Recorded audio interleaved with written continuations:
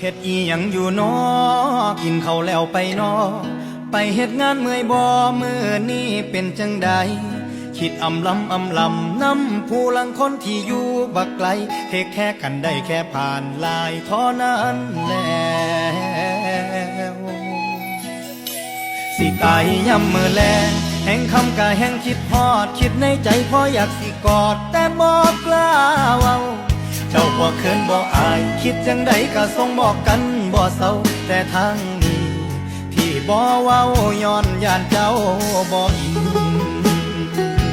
เศร้าสายบายเย็ดบ่เป็นแต่อยู่คันบ่ได้แชทหา